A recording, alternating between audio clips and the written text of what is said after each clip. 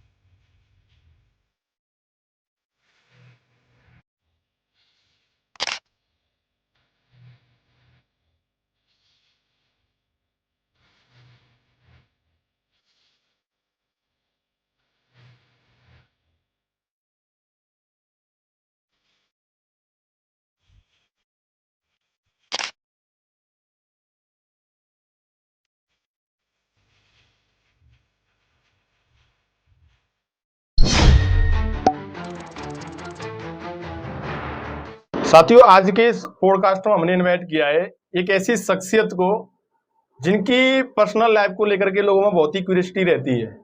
उनका political career है, उन्होंने शुरू किया, लेकिन उससे पहले उन्होंने अपनी पढ़ाई करी, जॉब करी, और उनके पिताजी को लेकर के जो एक बहुत बड़ा टैग उनके ऊपर लगा हुआ है, उसको लेकर के भी लोग तरह तरह की उनसे कमेंटबाजी करते हैं या सवाल उठाते हैं, टिप्पणियां होती हैं। बहुत कुछ लोगों को जानने का मन रहता है और कुछ लोगों में भ्रांतियां भी हैं। तो आज वो सारी चीजें क्लियर होने वाली हैं, क्योंकि आज हमारे साथ चर्चा के लिए मौजूद हैं रूपाली दीक्षित जी। तो मैम, सबसे पहले आपका बहुत बहुत स्वागत है हमारे इस पॉडकास्ट में। तो जैसा कि मैम आपको पता है, हमारा लगातार पॉडकास्ट का जो सीरीज चल रहा है, तो उसमें एक तो आपकी पर्सनल लाइफ, क्योंकि लोगों में बड़ी क्यूरियोसिटी रहती है पर्सनल लाइफ को लेकर के। दूसरा आपका पॉलिटिकल करियर, क्या आप पॉलिटिकल करियर में करना चाहती हैं। तो सबसे पहले लोगों में ध्यान में आता है, आपका नाम सुनते हैं तो सबसे पहले आपके पिताजी का नाम ध्यान में आता है। अशोक दीक्षित की बेटी हैं, बाहुबली रहे हैं, गुंडा रहे हैं, माफिया हैं, बड़ा उनका एकदम रुतबे वाला रौब रहता है। तो लोग मानते हैं कि उनके लिए, रूपाली दीक्षित के लिए तो कोई मुश्किल है नहीं है, जो सब कुछ है उनके पिताजी की बदौलत है। तो पॉलिटिक्स में आपका कितना क्या योगदान है और आपने क्या बनाया है अपने लिए, इसी से हम चर्चा कर लेते हैं। जी जरूर। हाल फिलहाल तो मैं ये बोलना चाहूँगी कि पॉलिटिक्स में अभी तक मेरा कोई योगदान नहीं है। योगदान तो तब माना जाएगा कि मुझे वो मैं जगह बना पाऊँ। अभी बस इतना कह सकते हैं कि मैं प्रोसेस में हूँ उस पॉलिटिकल सीट को या एक अपने जगह बनाने के लिए। आज इतना कायम कर चुकी हूँ कि पिताजी के नाम की ज़रूरत नहीं पड़ती। आज रूपाली दीक्षित सफिशिएंट है लोगों के लिए कि हाँ, तो लोग समझ चुके हैं, पहचान चुके हैं रूपाली दीक्षित। बहुत ही एकाध ऐसा कोई व्यक्ति हो जो बहुत पुराने समय का रहा हो, वो जरूर कह सकता है कि हाँ ठीक है अशोक दीक्षित की बेटी, या कंफ्यूज्ड अगर हो। लेकिन आज जो मेरे 2022 में अपना चुनाव लड़ा, और मेन वजह रही टिकट कट के टिकट मिलना, जिसकी वजह से काफी नेशनल मीडिया पे रहा, जिसकी वजह से आगरा नहीं, आप अगर उत्तर प्रदेश में जाएं तो काफी लोग ऐसे हैं जो फॉलो कर रहे हो, या एक ब्राह्मणों में एक आप मान लीजिए, क्योंकि आप ये बोले उत्तर प्रदेश हो और जातिवाद ना हो, तो ब्राह्मणों की एक नजर रखते हुए मैं आज एक वो व्यक्ति हूं जिसने अपनी एक स्पेस, कहते हैं एक बबल होता है हर इंडस्ट्री में, हर सेगमेंट में। ब्राह्मण समाज ने आपको तवज्जो दिया, ब्राह्मणों आप एक नाम भी बनी, आपका टिकट कट के भी टिकट मिला द्वारा से, आपको एक चर्चा का विषय बना, बहुत सारा चर्चा रही, उस सब के बावजूद भी चुनाव में हार, ये फेलियर क्या कारण रहा? उसकी वजह ये है कि हमें कभी ये भूलना नहीं चाहिए कि चुनाव लड़ने में कहीं ना कहीं आप कितनी भी पढ़े लिखे हो, आपकी कितनी भी काबिलियत हो, लेकिन आपका चुनाव आपकी जाति पर निर्भर होता है।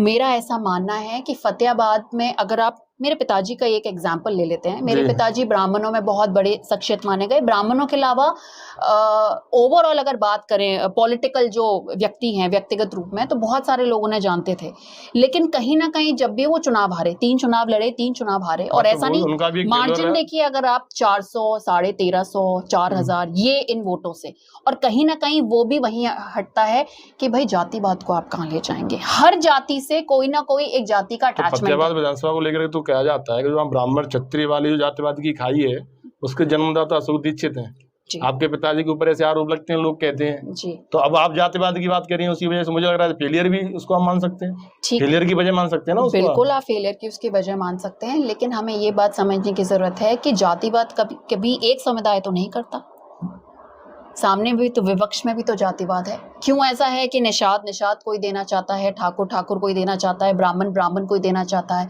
अगर तो आप ये प्रयास नहीं करते कि ये जातिवाद वाली जो खाई है उसको पार्ट टाइम, ये जातिवाद मैं कैसे, ये एक सिस्टम है, अब ये जातिवाद नहीं है, इसको चेंज कर देते हैं शब्द को। अब ये जातिवाद नहीं है, ये एक सिस्टम है, जैसे एक पॉलिटिकल सिस्टम हो गया है, उसी तरीके से जातिवाद सिस्टम हो गया है। या फिर अगर आप एक गवर्नमेंट को देखें तो कहते हैं ना कि सरकार क्या बदलाव लाएगी, सरकार नहीं, एक सिस्टम हो गया है। आप उस सिस्टम का या तो हिस्सा बन सकते हैं, और अगर आपने उसमें थोड़ा सा भी शोर किया या कोशिश करी कि उस सिस्टम को बदलें, उसके लिए पहले आपको सिस्टम का हिस्सा बनना पड़ेगा, और मैं अभी उस हिस्से की दौड़ में हूं, अभी मैं उसका हिस्सा नहीं बनी हूं। तो इसीलिए एंट्री लिया राजनीति में? यकीन माने मैं उसको बोलूंगी एक क्या कहते हैं, अनप्लान्ड करियर। अच्छा, अनप्लान्ड करियर। देखिए अगर आप मेरी एजुकेशन देखें तो मैंने मार्केटिंग, MA, BCom, और आप देखिए हाल फिलहाल में मैंने LLB की है इस उम्र में आके, जिसकी मुझे जरूरत नहीं थी। नाम ऐसा था कि अगर मैं लॉ नहीं करती तो LLB करने की इसलिए जरूरत पड़ी क्योंकि जो मेरा अनप्लान्ड करियर हुआ, अनप्लान्ड करियर का मतलब ये है कि कहाँ मैं एक जॉब मार्केटिंग फील्ड में थी, दुबई में थी, जॉब कर रही थी, अच्छा खासा कमा रही थी, और वो मेरा एक हो गया पर्सनल एजेंडा। हर व्यक्ति के 2 एजेंडाज होते हैं, फैमिली एजेंडा, पर्सनल एजेंडा।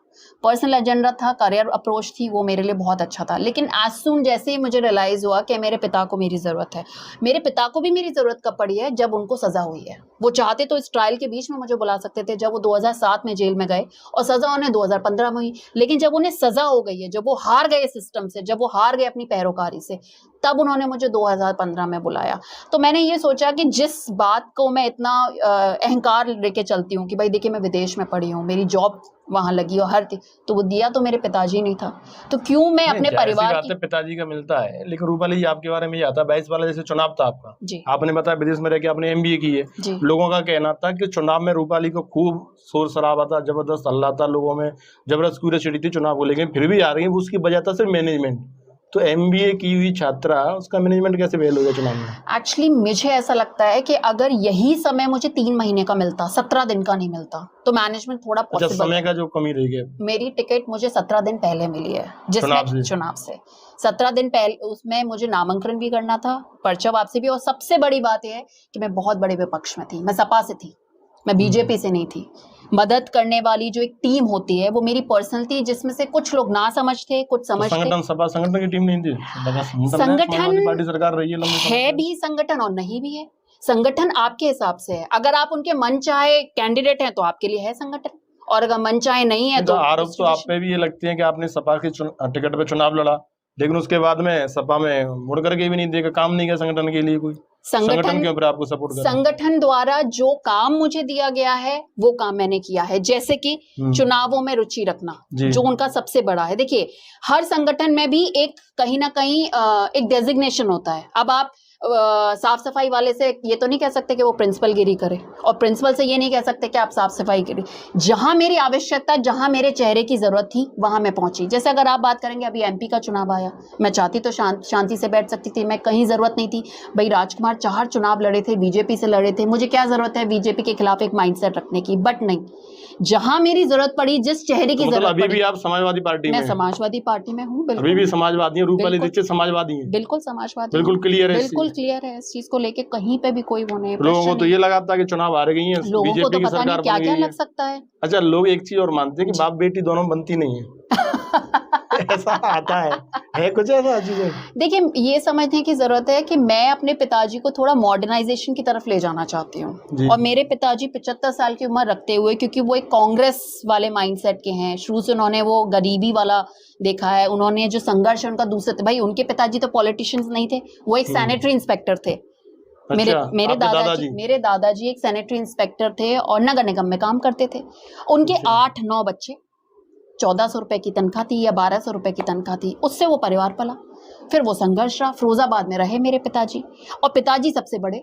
अब उनकी जो, भाई 1991 का उनका जन्म है, अब 16 साल बाद कोई व्यक्ति जब चुन के आया, मतलब लौट के आया है जेल से वापस, तो आप ये समझने की कोशिश करिए 16 साल में कितना बदलाव आया। हाँ, बड़ा चेंज हुआ। तो अब उस बदलाव की एक्सेप्टेंस के लिए, देखिए आप ये बोले, क्योंकि गैप तो है, एज फैक्टर है, और मानसिकता का भी गैप है, समझ का भी गैप है, उस मानसिकता तक लाने के लिए कहीं ना कहीं थोड़ी बहुत तो डिबेट होनी चाहिए। टकरार होती है थोड़ी, भाई टकरार नहीं, देखो विचारों तो किसी के भी अलग हो सकते हैं। अच्छा। विचार किसके अलग क्यों नहीं हो सकते? बाप बेटे के हो सकते हैं, पार्टीवाद होती है, घर घर में होती है, बहू बेटियों में होती है। तो वो ऐसा भी कहते हैं कि आपसे आप कांग्रेस ज्वाइन कर लो? नहीं, वो देखिए वही बात है, चुनाव में ये बात भी आई थी कि देखो भाई बंदूक तो ये है, गोली कोई और चलाएगा। हाँ, वही मैं कह रहा हूँ ना इस चीज में। पर बात तो है, बातें तो 100 हैं। अगर उस हिसाब से देखा जाए तो मैं ऐसे बहुत सारे लोगों को जानती हूँ कि पद पे कोई और है और गोलियां कोई और चला रहा है। आज बहुत बड़े पद हैं ऐसे जहां पर कोई और कार्यरत है और बहुत लोग हैं नहीं, ये आमतौर पर रहता है, लेकिन वो आपके अंदर काबिलियत है, आप इस चीज को कर रहे हैं, लेकिन लोगों का तो मानना ये कि रूपाली भाई लोग, अच्छा आपको लोग घमंडी भी बोलते हैं, तो घमंड होने में क्या दिक्कत है? नहीं, अब जनता के बीच में जा रहे हैं, लोगों में सरलता होनी चाहिए ना, जनता से मिलनी है। तो फिर अगर बात बताइए, अगर ऐसी बात होती तो फिर मैं लोकप्रिय क्यों कहलाती? फिर मैं लोगों के बीच में जाती तो वो तो मुझे इतना लोगों को लेकर सरल रहती हैं। मैं लोगों को लेकर सरल हूँ, मैं उन लोगों से घमंडी हूँ जिनको ऐसा लगता है कि वो पहले से ही मेरे को लेके या मेरे परिवार को लेके एक जजमेंट बना के रखते हैं कि भाई ये अशोक दीक्षित की लड़की है। भाई तू का ता है, आप ये नहीं, अब वो गांधी जी वाला समय तो है नहीं कि बेटा एक थप्पड़ तुम्हें पड़ा तो तुमने दूसरा गाल भी दे दिया।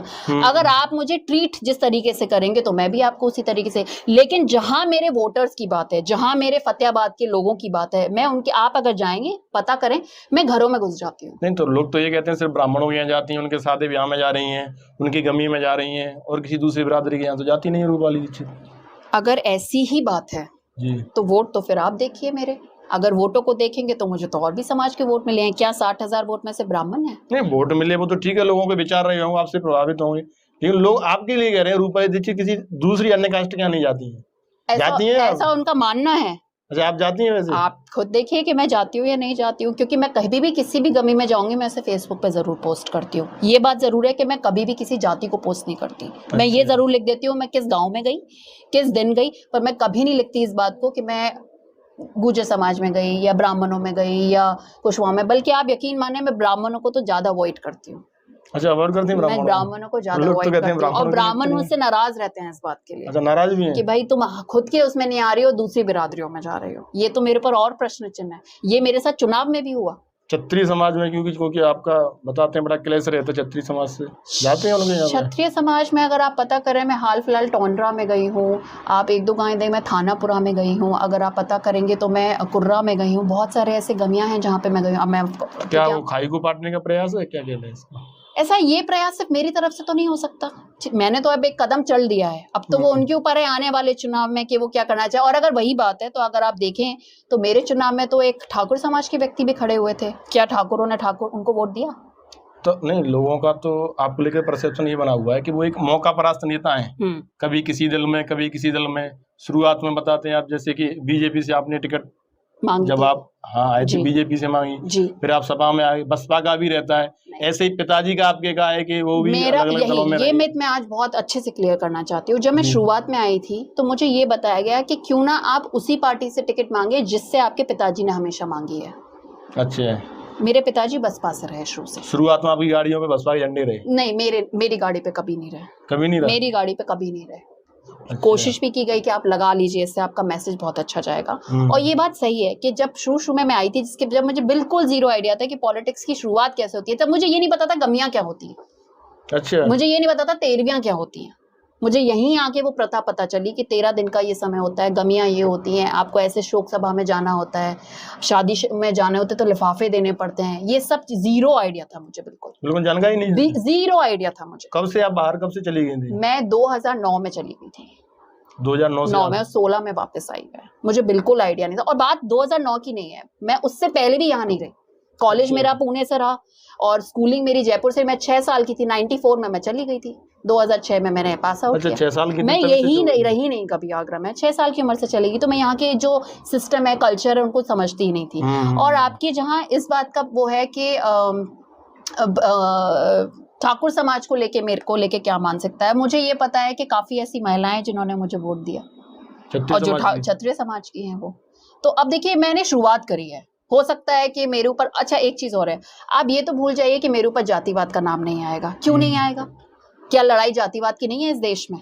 नहीं, ठीक है, वो तो लोग वोट भी देते हैं, अपना जातिवाद का चलता है, आंकड़े भी रहते हैं, सरकार भी व्यवस्था ऐसी बना रही है, बिल्कुल लोगों को दायित्व दिए जा रहे हैं, या कोई व्यवस्था है, रिजर्वेशन सेक्टर है वो लगा हुआ है। लोग प्रश्न उठाएं, मेरे से चिंतित रहें, मेरे से क्वेश्चन करें, मुझे मौका प्रस्त बोले या कोई भी बात बोले। ये बात सही है कि शुरुआत में मैं टिकट बसपा से मांग रही थी, क्योंकि मुझे वहीं के लोगों ने राय दी कि आपके पिताजी शुरू से बसपा से लड़े हैं, तो क्यों नहीं आप वहीं से टिकट मांगे।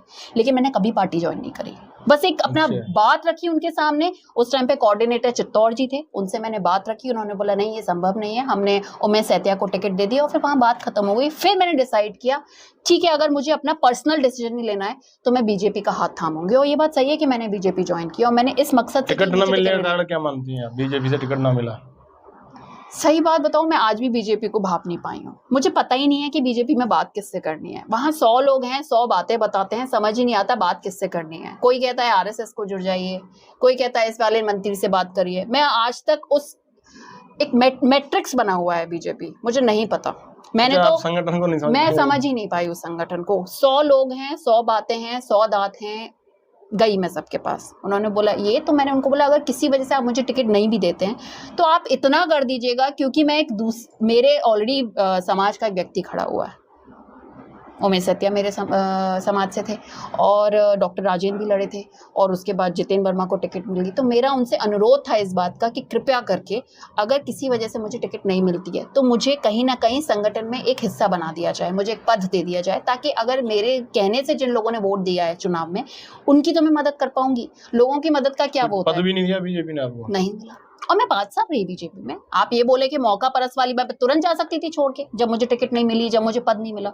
मैंने वेट एंड वॉच किया और फिर मैंने तो सरकार थी बीजेपी की, इसीलिए रही हैं आप। तो अभी भी अब है, अब क्या करूं बताइए। फिर मैं क्यों सपा में? अच्छा, सपा क्यों फिर आपने चूज की? क्या क्वालिटी थी सपा में? नहीं, एक्चुअली सपा को तो कहा जाता है वो गुंडों की पार्टी है, लड़कियों को लेकर सुरक्षित नहीं है, महिलाएं सुरक्षित हैं, क्योंकि अब आपकी लीडरशिप चेंज हो गई है। अगर लीडरशिप चेंज नहीं होती तो हो सकता है मैं ये डिसीजन नहीं लेती। अखिलेश जी ने मुझे डायरेक्टली टिकट दी और उनके 3 प्रश्न थे। कहाँ तक पढ़ी हो, धोखा नहीं देना है, पार्टी में आपको अगर जुड़ना है तो आपको लॉयल्टी साबित करनी है। मेरा ठीक है, और बोला अच्छे से लड़ना, हम तुम्हारे साथ हैं। मैंने उनको बताया मेरे पिताजी जी। अच्छा रूपाली, ये भी बड़ा मजेदार सा किस्सा है कि आपको अखिलेश जी ने 5 मिनट में टिकट दे दिया, जबकि यहाँ से फतेहाबाद विधानसभा से वो अपना कैंडिडेट ऑलरेडी तय कर चुके थे। 5 मिनट में मतलब कौन सी बातचीत हुई जब आपने उनको कन्विंस कर लिया एकदम से? ये अगर आप देखेंगे तो ये 36 घंटे का मामला है। 5 मिनट का तो डिसीजन मेकिंग है। अच्छा। प्रोसेस 36 घंटे का है।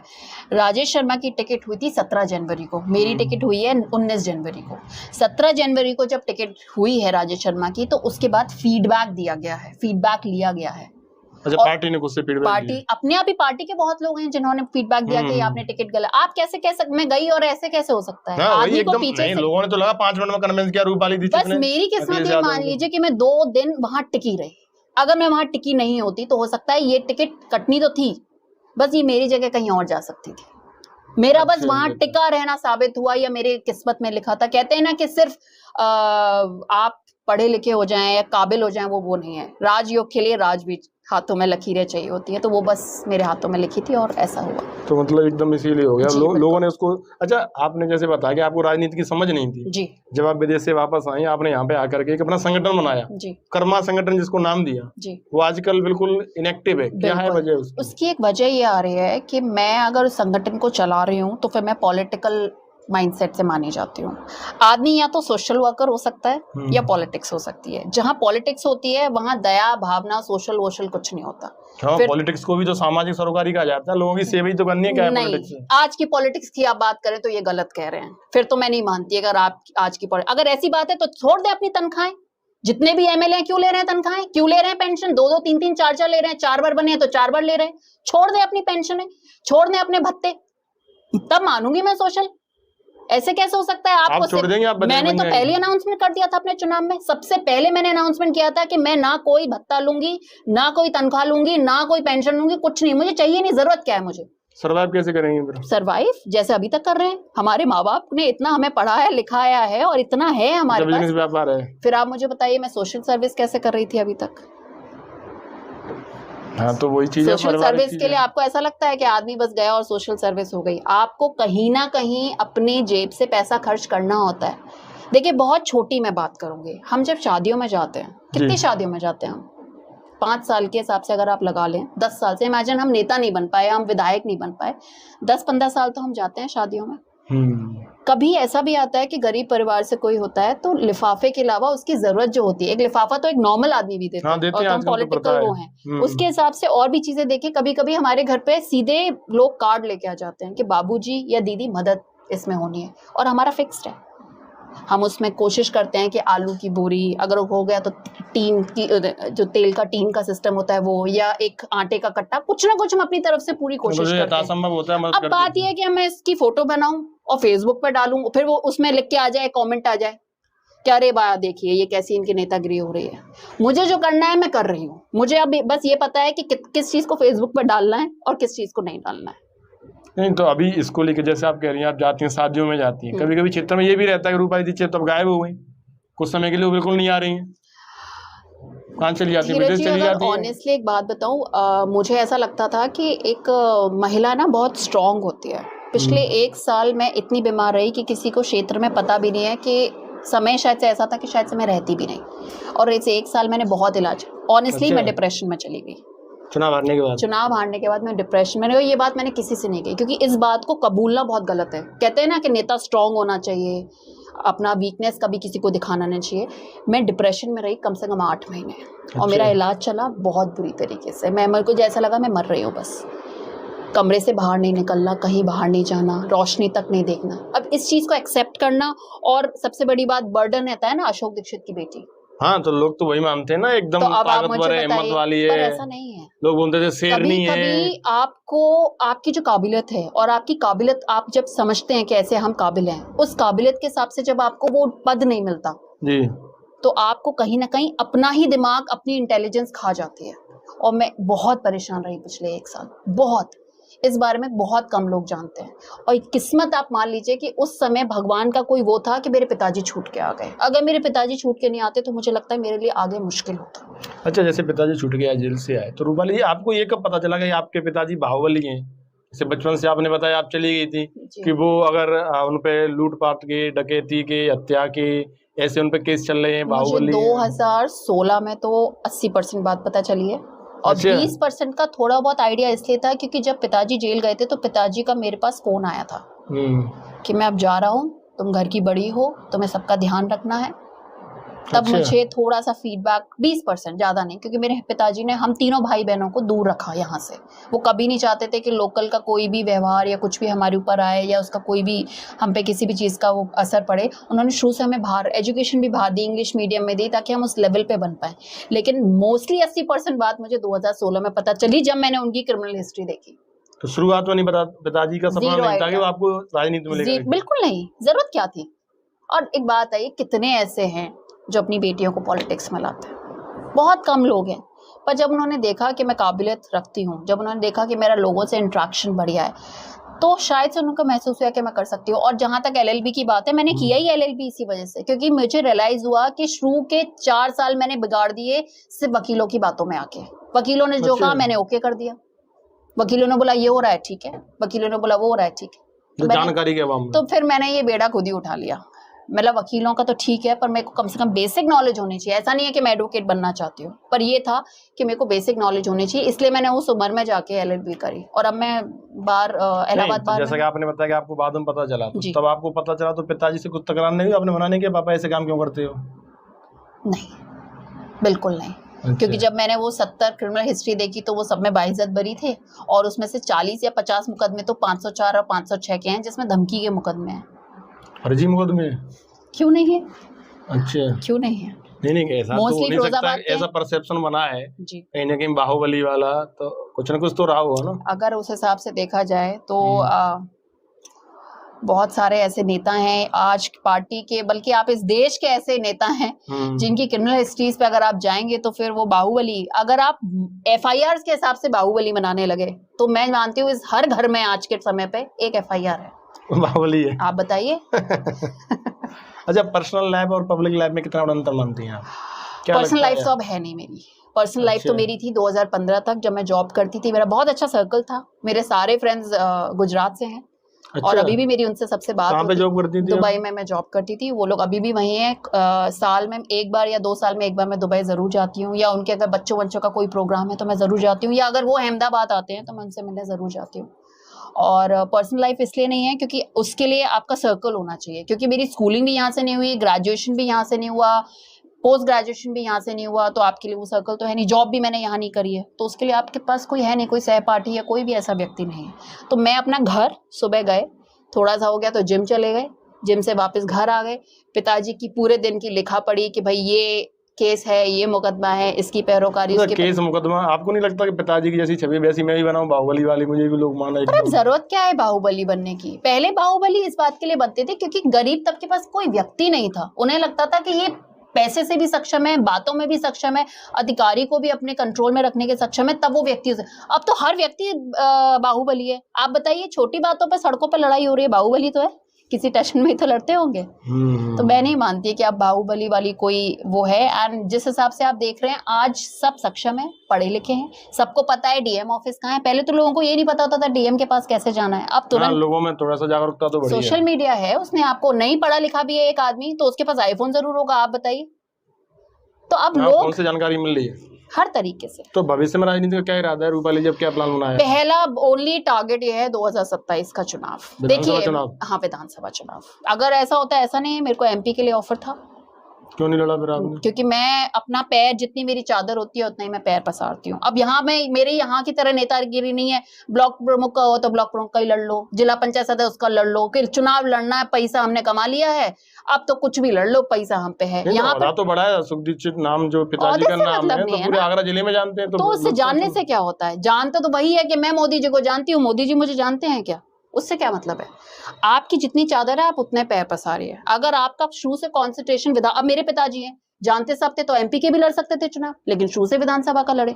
हमारा फोकस ही विधानसभा है, शुरू से रहा है। मेरे परिवार में और किसी ने ना ब्लॉक प्रमुख की लड़ी, ना जिला पंचायत, ना प्रधानी, कुछ नहीं, और शुरू से वही फोकस है, मेरा भी वही फोकस है और मैं वही फोकस रख के रखना चाहती हूँ। तो आप जैसे विधानसभा चुनाव आप लड़ना चाह रहे हैं 2027 का, तो क्षेत्र का भी आंदोलन, जो मुद्दे होते हैं उन मुद्दों को लेकर कभी आंदोलन प्रदर्शन करती हो? आपको कभी नहीं देखा गया? नहीं, मैं वो प्रदर्शन, राजनीति है। हाँ, मेरी राजनीति बहुत अलग है। मेरा ये मानना है मैं जितने लोगों की मदद कर सकती हूँ अपने पर्सनल नेटवर्क से। देखिए, मैंने एक चीज तो ये समझी है, इस चुनाव को लड़ने के बाद काफी अधिकारी ऐसे हैं जो मेरी तरफ सिंपैथेटिक है। वो जानते हैं कि मेरा जो नजरिया है वो कहीं भी दलाली का नहीं है, करप्शन को लेके नहीं है। मोस्ट ऑफ द नेतागिरी जो यहाँ हो रही है वो दलाली पे हो रही है। इस बात को कोई माने नहीं माने, मैं आपसे खुले में कह रही हूँ। अगर आपकी तो नेता दलाली कर रहे हैं, क्यों नहीं कर रहे हैं? और क्यों करेंगे फिर वो नेतागिरी? अगर वो विधायक नहीं है और बस एक पार्टी के कोई नेतृत्व है या किसी पद पे हैं, तो क्या कमा रहे हैं? क्या तनख्वाह मिल रही है उन्हें नेतागिरी करने की? किस बात की नेतागिरी आप करना चाहते हो? बिजनेस व्यापार है, उससे कमा रहे होंगे। कैसे? तो बिजनेस व्यापार कर रहे हैं फिर नेतागिरी बन रहे हैं, दलाली करने? अरे क्यों नहीं, ओपन बात है वो तो, उसमें क्या होता है? कौन ऐसा विधायक बन जाए, आप भी करेंगे? वो तो अब पता चलेगा कि करूंगी, क्योंकि मैं बोलूं कि मैं नहीं करूंगी या मैं बोलूं मैं झूठ नहीं बोलती, ये तो आने वाला समय ही बता सकता है। कि मैं करूंगी या नहीं, अपनी बातों पे रहूंगी। अच्छा, आप ये बोलें कि मेरे में चेंजेस नहीं आएंगे, ये गलत है। हर व्यक्ति जब भी किसी पद पे आता है उसको वो चेंजेस सिस्टम के हिसाब से बनाने पड़ते हैं। पर ये मैं वादा कर रही हूँ कि मेरे को दलाली की जरूरत नहीं है। मेरा परिवार इतना संपूर्ण है, इस लेवल तक का संपूर्ण है कि मुझे जरूरत नहीं है कि मैं दलाली से अपना घर चलाऊं या विधायकी करूं।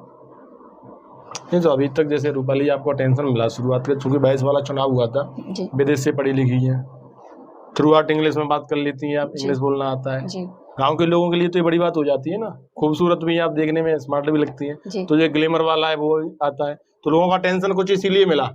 लेकिन अब लोगों का मानना है कि धीरे धीरे वो चीजें खत्म होती जा रही हैं। तो फिर वो आने वाले चुनाव में पता चलेगा। अब जैसे पिछली बार मुझे 58,000 वोट पड़ा 2022 में, अब आने वाले चुनाव में देखते हैं कि वो कम होगा तो मान लूंगी कि शक्ल का और ग्लैमर का टैलेंट था। अगर ज्यादा पड़ गया तो आप समझ लीजिएगा काबिलियत होगी। वो तो हवा की तरह है, झोंका आया और चला गया। दोनों चीजें, उसका तो वक्त ही बता सकता है कि कौन सी बात सही है कौन सी बात गलत है। वही है कि परीक्षा में मेरे 100 नंबर आएंगे, लेकिन जब परीक्षा हो जाएगी तभी, तो मैं नहीं कह रही मेरे 100 नंबर आएंगे, पर मैं 60 से नीचे नहीं जाने वाली हूँ। अच्छा, ये रहेगा, फर्स्ट डिवीजन आएगी मतलब? बिल्कुल, और फर्स्ट डिवीजन ही माँ बाप चाहते हैं। अच्छा रूपाली जी, ये तो हुई आपकी चूंकि राजनीति की बात, बहुत सारी चीजें। अब लोगों में आपकी पर्सनल लाइफ को लेकर बड़ी क्यूरियोसिटी रहती है जी। और एक सबसे बड़ी क्यूरियोसिटी है वो ये है कि रूपाली दीक्षित शादी कब करेंगी। भले उनकी खुद की शादी नहीं हुई है, लेकिन उन्हें रूपाली दीक्षित की शादी की बड़ी चिंता है। क्या है, तो कब शादी करने वाली हैं आप? टू बी ऑनेस्ट, जब मैं आई थी तब मैं शादी करना चाहती थी। अच्छा, ये बात सही है। 2018 तक मेरे दिमाग में ऐसा था, क्योंकि मैं श्योर थी 2018 तक मेरे पिताजी आ जाएंगे।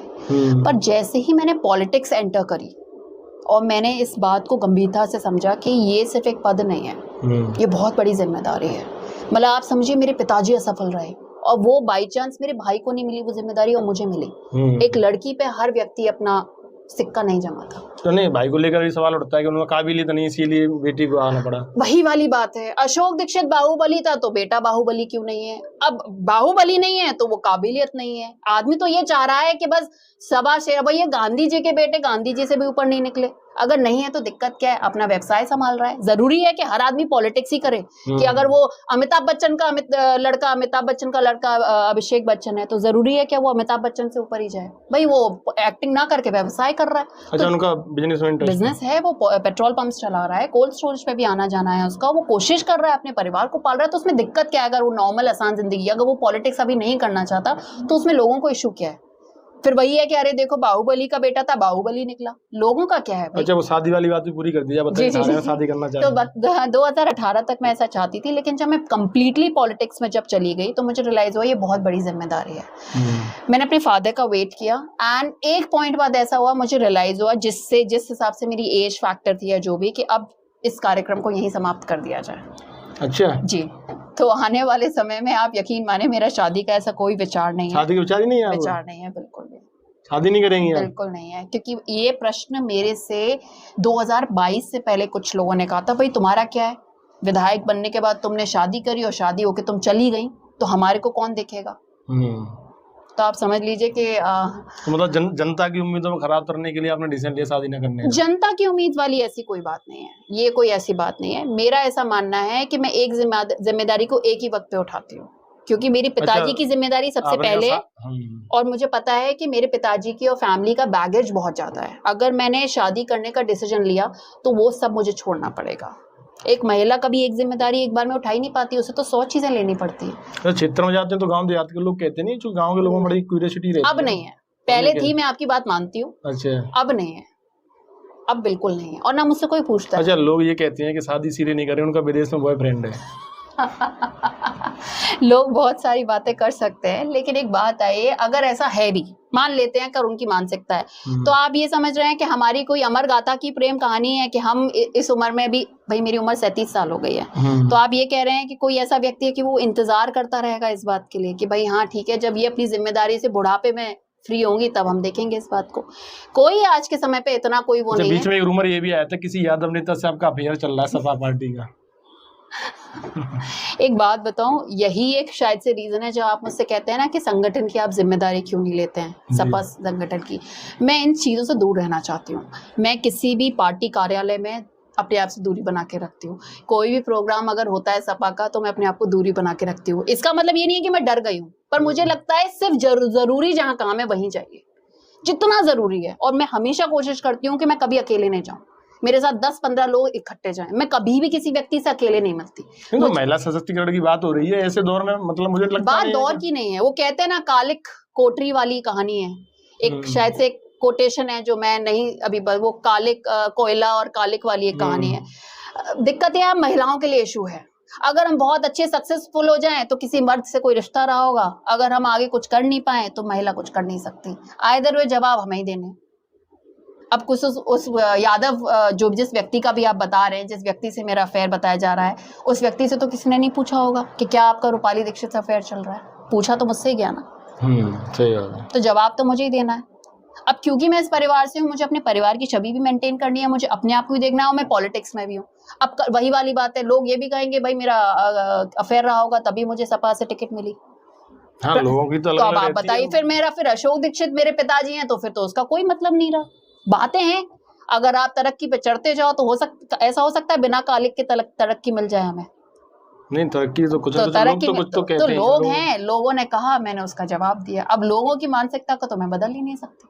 अच्छा, रूपाली जी अपना टाइम कैसे स्पेंड करती हैं और क्या करती हैं पॉलिटिक्स के अलावा? मैं मूवीज बहुत देखती हूँ। अच्छा, मूवीज देखती हैं आप? 12-13 घंटे मूवीज, नेशनल मूवीज देखती हूँ, डॉक्यूमेंट्रीज देखती हूँ, नेशनल ज्योग्राफिक चैनल्स की जितनी भी डॉक्यूमेंट्रीज होती हैं, वर्ल्ड वॉर्स की जो डॉक्यूमेंट्रीज हैं, फूड प्रोसेसिंग, प्लास्टिक, एनवायरमेंट, छान दीजिए आप। ऐसा कोई सब्सक्रिप्शन नहीं है जो मेरे पास नहीं है, और मैं सारी डॉक्यूमेंट, मुझे मूवीज देखना बहुत पसंद है। अगर मैं रास्ते में जा रही होती हूँ, मुझे पता है कि गमियों में जाना है। पॉलिटिक्स से रिलेटेड कौन सी मूवी आपको अच्छी लगती है? पॉलिटिक्स से रिलेटेड अगर आप बोलें तो मुझे राजनीति एक अच्छी मूवी है जो एक, लेकिन मुझे लगता है थोड़ा सा शूल एक मूवी है जो अगर आप देखें, पॉलिटिक्स तो नहीं है लेकिन करप्शन के ऊपर है, मनोज वाजपेयी की है शूल मूवी, बहुत अच्छी है।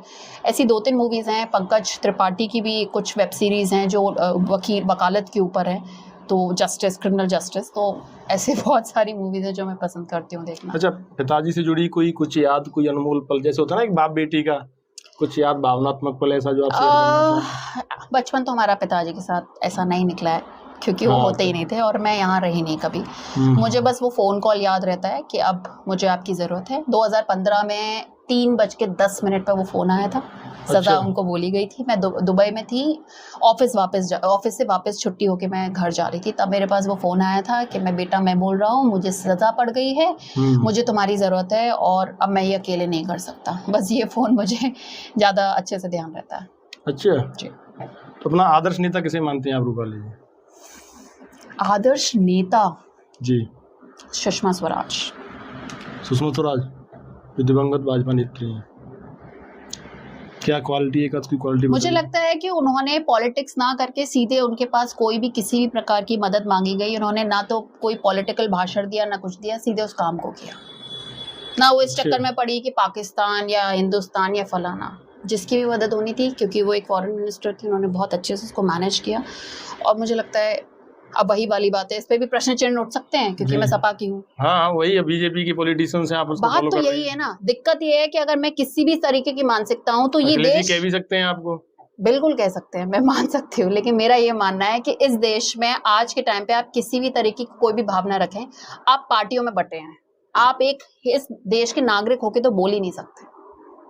अगर आपने कोई मानसिकता, कोई भी तरीके की अपनी बात रखी है तो उसको घुमा के फिरा के देखा जाएगा कि ये कांग्रेस के हित की बात चल रही है या बीजेपी के हित की चल रही है या सपा की चल रही है, बसपा की, ये व्यक्ति वहां का है। मैं एक नॉर्मल नागरिक, इस देश का नागरिक होने के नाते कोई बात बोल ही नहीं सकती, मेरी तो कोई नॉर्मल बात ही नहीं हो सकती। लोगों का परसेप्शन बन जाती हैं चीजें। तो आपने लीडरशिप की बात करी, वो नहीं है आज, लेकिन वो लीडर ऐसे। अच्छा, आप जिस क्षेत्र से राजनीति कर रही हैं, फतेहाबाद विधानसभा जी, तो मूलतः वहाँ पे वो देहात का क्षेत्र है, ग्रामीण क्षेत्र है, तो ग्रामीण महिलाओं से आप मिलती हैं, महिलाओं को लेकर क्या आपको लगता है कि मुझे ये करना है इन महिलाओं के लिए? मुझे लगता है उन्हें बहुत जरूरत है,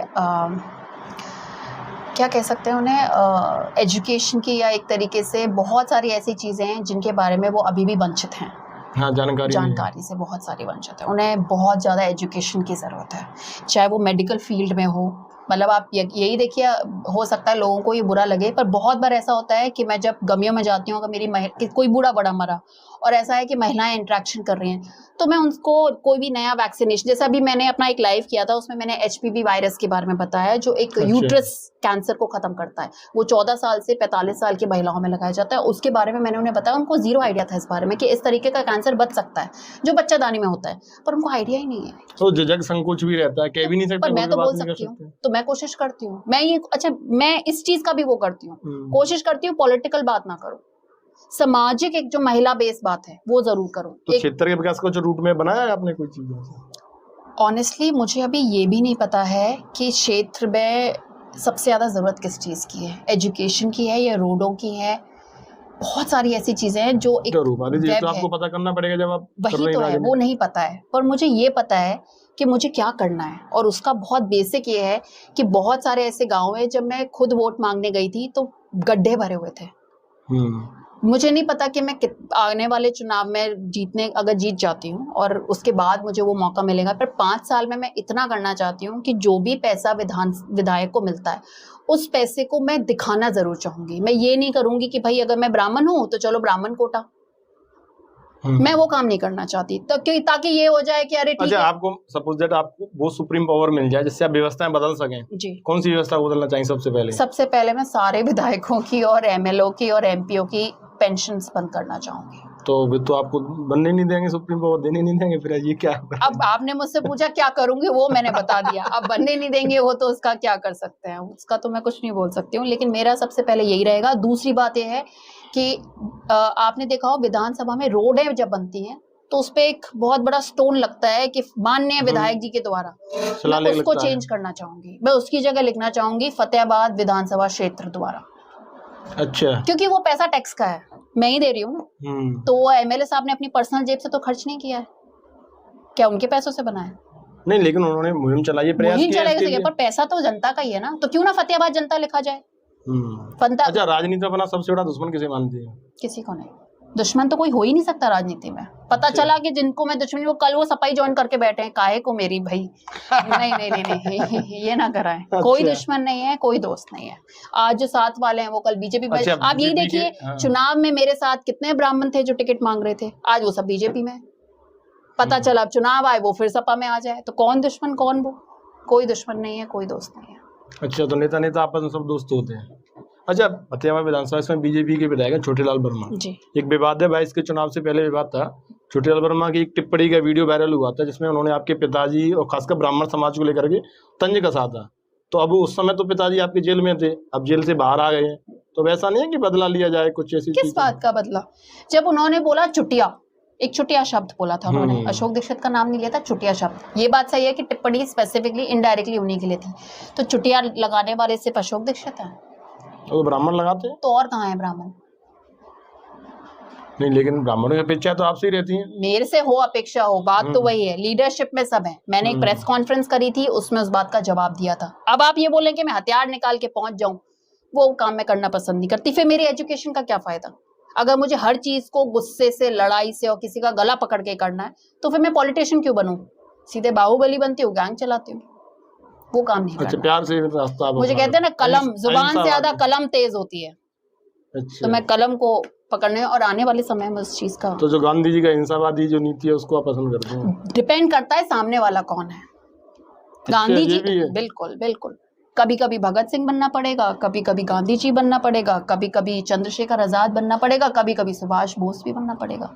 सब हालातों के ऊपर है। रानी लक्ष्मीबाई बनना पड़ सकता है, पर वो हालातों के ऊपर है। जब मुझे पता था कि मैं चुनाव हारी, तो मैंने सबसे पहले इस क्षेत्र को छोड़ते हुए अपना दिमाग ये लगाया कि मुझे अपने पिताजी को बाहर निकालना है। अगर मेरे पिताजी 2027 के चुनाव से पहले नहीं आते तो मेरे लिए चुनाव लड़ना, और ये रीजन था कि मैं बहुत समय तक क्षेत्र से गायब रही। अच्छा, ये बात यही है, ये फैक्टर्स हम कैसे लोगों तक पहुंचाएं? तो लोगों को आप जवाब नहीं देते, कभी बताते नहीं है लोगों को क्या क्या समझाया जाए? मैं तो एक हूँ, लोग 2-3 लाख हैं, कितने लोग उसको मानेंगे, कितने लोग नहीं मानेंगे? अच्छा, आप बात बताइए, अगर मैं नहीं आ पाती तो क्या मेरे पिताजी का आना पॉसिबल था? ये भी तो लोग कहते हैं कि हाँ, ये बात सही है कि अगर वो लड़की नहीं आती है, रूपाली दीक्षित नहीं आती, तो आपने पैर भी करी तब वो मुझे बहुत मुश्किल हुई। सुप्रीम कोर्ट से उनकी बेल हुई है, हाई कोर्ट से नहीं हुई है। सुप्रीम कोर्ट तक पहुंचने का वो समय, और मैंने उस एलएलबी को जो किया उसी पर्पज से किया। तो वकालत करेंगे आप? वकालत अगर आने वाला बैकअप प्लान तो यही है, आगे देखते हैं कि क्या आगे मुझे मिलता है, अगर मुझे चॉइस। अच्छा, बचपन में क्या सोचा था आपने बनने का? मैं हमेशा से एक मार्केटिंग फील्ड में जाना चाहती थी, हमेशा। अच्छा, मार्केटिंग। मैं हमेशा से एक मार्केटिंग फील्ड में। पिताजी क्या बनाना चाहते थे आप बचपन में?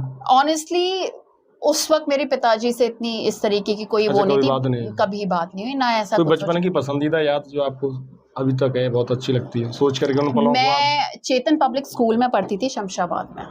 अच्छा जी।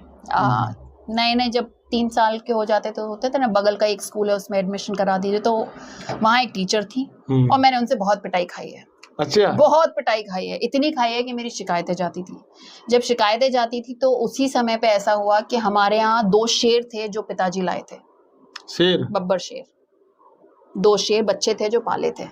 तो जब मैं शेर वास्तव वाले शेर? वास्तव वाले शेर, ये 92 की बिल्कुल सही बात कर। किसी का नाम शेर रख दिया ऐसा तो नहीं? नहीं, 2 शेर थे जो शमशाबाद कोल्ड स्टोरेज में थे और वहां पर थे, उनको वो लेके आए थे। उस टाइम पे रूल्स रेगुलेशंस ऐसे नहीं थे पालने का, कोई परमिशन के साथ वो आए थे।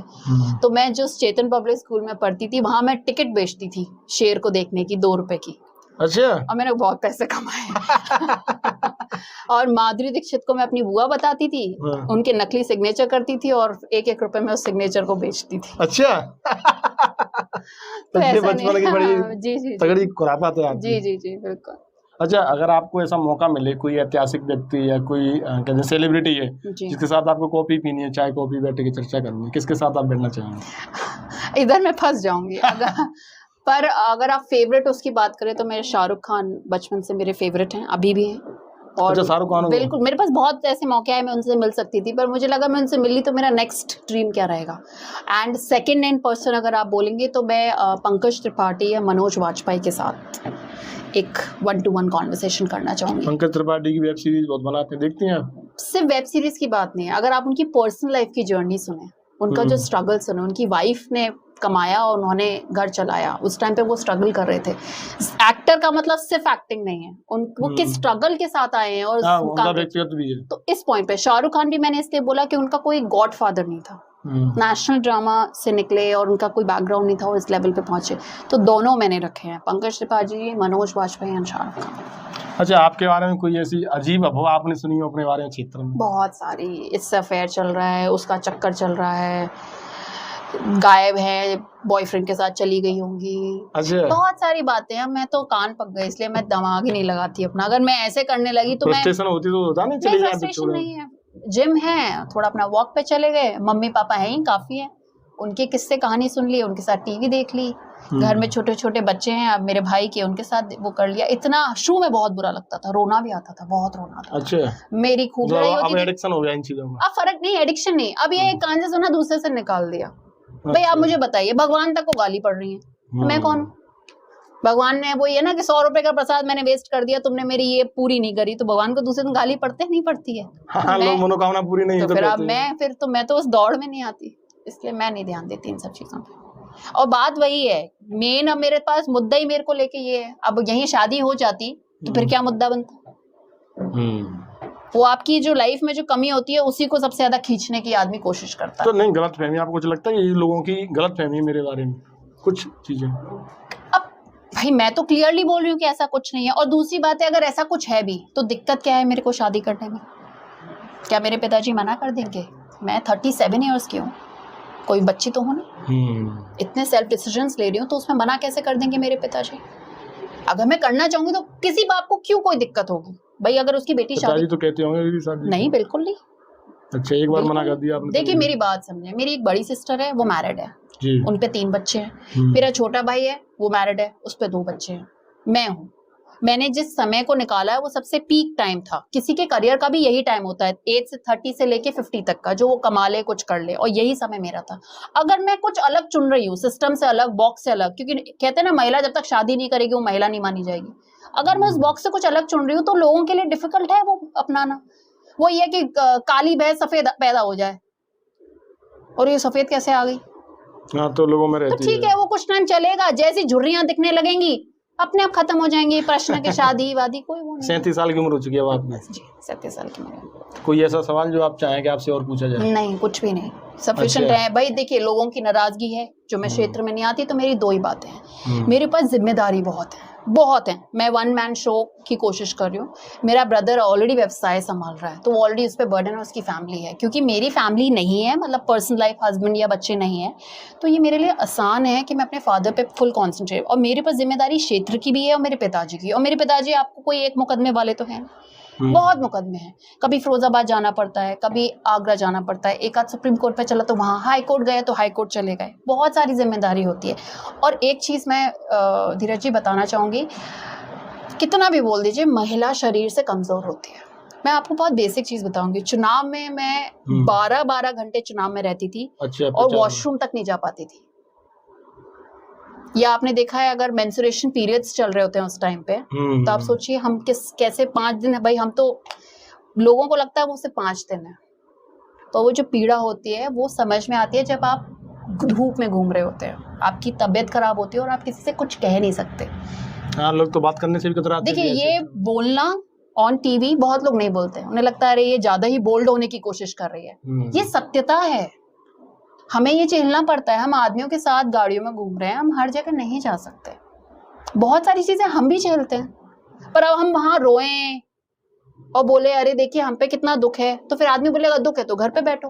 दोनों पहलू। अब आपके ऊपर है, आप उसको कैसे मानना चाहते हैं, किस तरीके से, आपका नजरिया क्या है।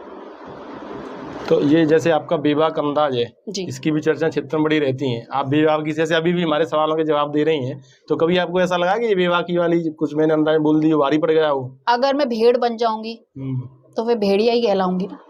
अच्छा, इसीलिए अलग अलग मैं भेड़ नहीं हूँ, जो है वो स्पष्ट है। मुझे लगता है मेरा राजनीति में थोड़ा बहुत जो फेलियर है वो इसी वजह से है कि मैं मीठा नहीं बोलती, हाँ में हाँ नहीं मिलाती, जी नमस्कार नहीं करती, अरे आइए नेताजी नहीं करती, हर पार्टी में झंडा लेके नहीं खड़ी होती। शायद से ये भी एक रीजन है कि मैं कहीं ना कहीं फेलियर में हूँ। मीठी बातें नहीं करती, शायद से मुझे स्पष्ट बोलने की आदत है, जैसा लोग मुझसे कहते हैं नहीं, ये भी एक रीजन हो सकता है। बट मुझे लगता है कि आप जितना स्पष्ट बोलेंगे तो आदमी को शुरू से समझ में आ जाएगा कि इस व्यक्ति का व्यक्तित्व क्या है, और वो उसी हिसाब से आपसे कनेक्ट करेगा। नेता और पॉलिटिशियन में फर्क होता है। नेता जमीनी होता है और आपकी बातों से जुड़ता है, पॉलिटिशियन को पार्टी बनाती है, पार्टी जैसा बोलेगी पॉलिटिशियन को वैसा करना पड़ेगा। नेता जनता बनाती है, इसलिए उसको पता होता है कि कल को कोई पार्टी से टिकट भी नहीं मिले और निर्दलीय लड़ना चाहते, मेरी जनता ने मुझे चुना है, इनको मेरा व्यवहार पता है, अच्छा बुरा जैसा भी है इन्होंने मुझे बनाया है। पॉलिटिशियंस तो आपने पता है ना, पीछे की जाति देखी जाती है, अच्छा पंडित को देनी है इसको दे दो जो सबसे कम जबान चलाता हो। नहीं, वो तो जातिगत व्यवस्था हमारे संविधान में दी गई है, इसीलिए लगी तो गई है। ठीक है, मैं तो टिकट की भाई आप हमारे यहाँ से, क्योंकि चर्चा काफी लंबी हुई है और आपका यूथ को लेकर के बड़ा वो रहता है जी, तो यूथ के लिए आपको इस समय क्या दिखाई दे रहा है कि हमारी युवा पीढ़ी वो भटक रही है, क्या चेंज होना चाहिए? सबसे पहले तो फोन्स का जो इस्तेमाल है उसको बहुत सही तरीके से करें तो बेटर है। बहुत सारे, हाँ मुझे लगता है मिसयूज से ज्यादा ये हो रहा है, वो इंफॉर्मेशन गलत जगह से ले रहे हैं, अपने इतिहास के बारे में भी, अपने लोगों के बारे में भी इस्तेमाल कर रहे हैं। तो बहुत बेसिक बात बताती हूँ, नॉर्मल एफआईआर होती है, मेरे पास कोई फोन आता है कि दीदी जी ये हो गया है, उन्हें बेसिक लॉ की जानकारी नहीं है कि उनके क्या राइट्स हैं या क्या नहीं है, और वैसे कुछ वो होता है तो एक चीज में गूगल पर निकाल लेंगे। दूसरी बात ये है, ये जो मोटरसाइकिल्स पे लोग लेके घूमते हैं ना, ठाकुर ब्राह्मण ये और ये सिर्फ होने से नहीं होता है। मुझे ऐसा लगता है किसी भी वर्ग का नेता, किसी भी वर्ग का युवा हो, किसी भी जाति का युवा, उससे परंपरा, संस्कृति, इन सब चीजों का बेसिक जो है वो होना चाहिए अपने दिलों में, ताकि आपको समझ में आए कि आपको पॉलिटिक्स साइड में रखनी है और सामाजिक व्यवहार अलग रखना है। हमारे युवाओं में सामाजिक व्यवहार खत्म हो रहा है। अच्छा, नहीं, वो बड़े बूढ़ों की कद्र नहीं कर रहा है, अब उनसे सीधे कह देता है आप घर पे बैठिए हम देख रहे हैं, हालांकि वो कमा कुछ नहीं रहा, उन्हीं की भेंट से खा रहा है। हाँ, लोग कहते हैं अपना रख देते हैं, थोड़ा शो ऑफ करते हैं, कोशिश करते हैं, बहुत बड़े मोबाइल सबसे वाला टिप टॉप चाहिए, कमा कुछ नहीं रहा पर मैं घर का लड़का हूँ, मेरे लिए तो सब आएगा। अगर इस माइंडसेट को चेंज नहीं करेंगे, जहां तक नौकरियों की बात है, क्योंकि ये बहुत बड़ा मुद्दा है, आप डिग्री ले रहे हैं बट आप भी जानते हैं आप कितनी सिंसियरली आपने वो डिग्री पाई है। मैं आपको एक बहुत छोटा सा किस्सा बताऊंगी, बहुत लंबा नहीं है। मैंने एक व्यक्ति के लिए रिकमेंडेशन दिया जॉब के लिए, उसने बीएससी की थी और मैंने रिकमेंड किया, उसकी ज्वाइनिंग भी हो गई। 15 दिन में उसको हटा दिया गया और मेरा व्यवहार खत्म हो गया उस व्यक्ति के साथ। क्यों? क्योंकि उसको बीएससी का पहाड़ा ए नहीं आता था। अच्छा, जानकारी नहीं थी। हाँ, तो काबिलियत से चीजें होती हैं, से बाहर से कितना। और जो काबिलियत वाले हैं वो सबको गवर्नमेंट जॉब करनी है, नॉन गवर्नमेंट वाले भी अगर समझ ले प्राइवेट है तो याग्रा है, कम से कम कोई मिनिमम अगर आज के टाइम पे 15 से 20 हजार की तनख्वाह जाता है, लेकिन 5-10 हजार से ऊपर का यहाँ कोई मामला नहीं है। बहुत सारे फैक्टर्स हैं और सेल्फ डिपेंडेंसी करना नहीं चाहते। सेल्फ डिपेंडेंसी बस खेतों तक रखना चाहते हैं कि भाई माँ बाप के खेत हैं, खुद अपनी तरफ से। अब जैसे बहुत एक बेसिक, अब देखिए शमशाबाद के 2 गुप्ता ब्रदर्स हैं जिन्होंने मशरूम की खेती, हाँ, मशरूम का प्लांट खुद किया ना, डिपेंडेंट तो नहीं रहे किसी पे। लेकिन बात यह है कि अगर रैलियों में जाना है, ठाकुरों की कोई वो हो रही है जयंती, ब्राह्मणों की कोई जयंती हो रही है, निषाद समझिए तो सबसे पहले बुलेट निकलती है और पीछे अपना जात लिखा जाता है। आप जात से नहीं माने जाएंगे, अपने नियत से माने जाएंगे। पढ़े लिखे तो डीएम भी है, एसडीएम भी है, बहुत सारे वो हैं, तो करप्शन नहीं है। पढ़े लिखे क्या करप्शन नहीं करते? नियत का खेल है सारा, धीरज जी। अच्छा, तो रूपाली जी, जैसा कि हमारा ये पॉडकास्ट लाइव है, तो समय लाइव चल रहा है, तो मैं देख रहा था एक कमेंट आया एक हमारे ऑडियंस का जी। उन्होंने लिखा है कि रूपाली जी, आपके पास अगर किसी काम को लेकर के हम अप्रोच करें तो आप वो काम करा नहीं पाती हैं, अधिकारी आपकी सुनते नहीं है, तो क्या कैसे, क्यों मेरी कोशिश को देखिए, ये आप मुझे बताएं, मेरे अधिकारी क्यों सुनेगा? अधिकारी तभी सुनेगा ना मेरी बात जब मैं किसी पद पे होंगी। अधिकारी को डर किसका है? पद वाले का। अब वही वाली बात है कि मैं अगर मेरे कॉन्स्टिट्यूशन राइट्स की बात की जाए तो राइट्स सारे सही है, फंडामेंटल राइट्स जो होते हैं, पर पेपरों में और बातों में फर्क है। भाई मेरा काम है कि अगर आप मेरे पास कोई काम लेके आए तो मैं उस अधिकारी से आपकी बात रख सकूं, लेकिन अब मैं आपके लिए लड़ जाऊं, वो तब मान सकती हूँ जब मैं उस पद पे हूँ। तभी उस पद की तो लड़ाई है 2027 की, और किस चीज की है। उसके बाद भी अगर मैं आपका काम नहीं कर पाऊं, तब मैं इस लायक नहीं हूं कि मैं फिर से कभी चुनाव लड़ूं। मेरा फेलियर आप तब साबित करिए जब मैं उस कुर्सी पे हूँ।